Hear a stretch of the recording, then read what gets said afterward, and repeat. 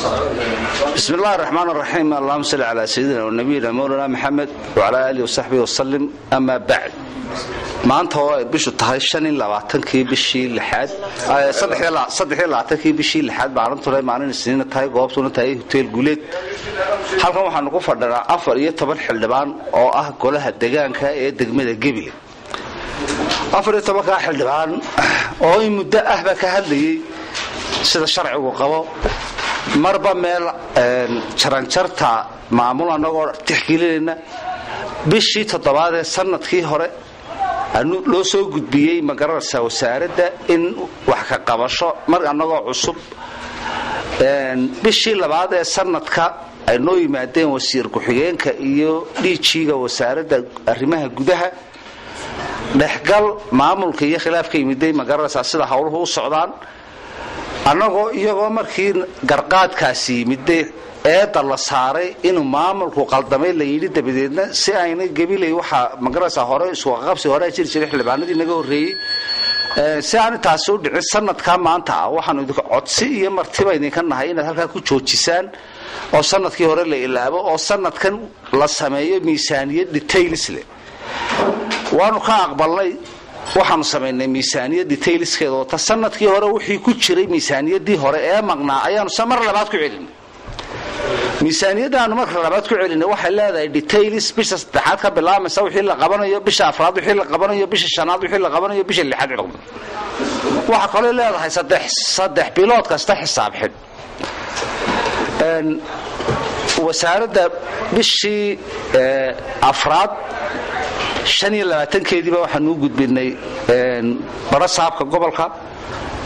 in aanu ku dalbanay 14 kayaga xildhibaan oo warqad ku wada saxeexan kalfadhi aan caadi ahayn waxa kale oo gudbinay maayir ku-xigeenka oo markaa joogay oo maqnaa maayir waxaanu kale oo soo gudbinay wasaaradda wasiirku wuxuu nagu yiri waxaan idinka codsanayaa waqtigaas oo yar jiray malaha khilaaf xagga xusbiga ah inta hawshaasi aan ku yar jiro waxaan idinka codsanayaa inaad dib igu dhigtaan waanu ka aqbalnay anagoo tixgelinayna kolba duruufaha uu jiro wadanku wuxuu yiri markii dambe wuu imanayaa anaa la hadlay bishan 12keedu imanayaa isuga waanu ka aqbalnay wuxuu yimiday maayarku bishan 15keeda maanta 3 maalintuu yimiday sabtidii dhaweyd baan u nimidnay wasiirka wasaaradda arrimaha gudaha waxaan ku nidhi saxaadada wasiirka waa yimid waraaqihina waad haysataa waxaan codsanaynaa kalfadhi maayarki waa yimid waxaan codsanaynaa kalfadhi aan caadi ahayn oo eedaha aanu sheeganayno aan xilka kaga qaadano sida uu qabo xeer number 23 maayarku wuxuu ku fadhiyaa awoodda golaha sharcina waxa uu leeyahay goluhu haduu hawshii uu igmaday ka soo bixi waayo inuu goluhu ka qaado xilka nasiib darro wasiirku wuxuu nagu yiri bari toortay kale bari tooro shalay toolahay shalay baan u nimidnay wuxuu yiri wasiirada gobolka ka soo jeeda ayaan idinku yeerayaa bari tool shanta wasiir oo markaa uga jeedo beesha Sacad Muuse markaa waxaan ku nidhi waanu aqbalnay noogu yeedh halkan wasiir ma xukumo sharciga golaha anagu ma nidhaano golaha baarlamaanka haddaanu nahay beelhebley hawsha qabta nin walba de hawl buu qabtaa wasiirku sharci ku yahay golaha baarlamaanku sharci ku yahay golaha iyagana sharci ku yahay waliba annaga kaga sharci badan ma leena degmada Gabiley annaga codkii ummadaan ku fadhinaa oo toosna loogu soo doortay waxaan ballan qaadanaa oo madaxweynaha si qaylo dheer ugu sheeganaa in cid xukuumadda iyo degmada Gabiley u dhaxaysa oo aan doonaynin inay degmada Gabiley wanaagsanaato oo aan doonaynin inay degmada Gabiley xisbiga iyo dawladda iyo wax qabadkeedaba sideeda ugu shaqeyso laba miisaaniyadood baa meel ay mareen rinji aan meel laga marin qalabkaanu haysanaa waa deyn cagaftiina laga soo kaxaystay waad ogtiin gaarigii duldabiska ragii lahaa way dul taagan yihiin oo way kaxaysanayaan iska rogooyinka noo shaqeeyaa waa deyn ragii lahaa lacagtooda way haystaan deyntu Axmed Sabir ka tagay ayaanaan wali bixin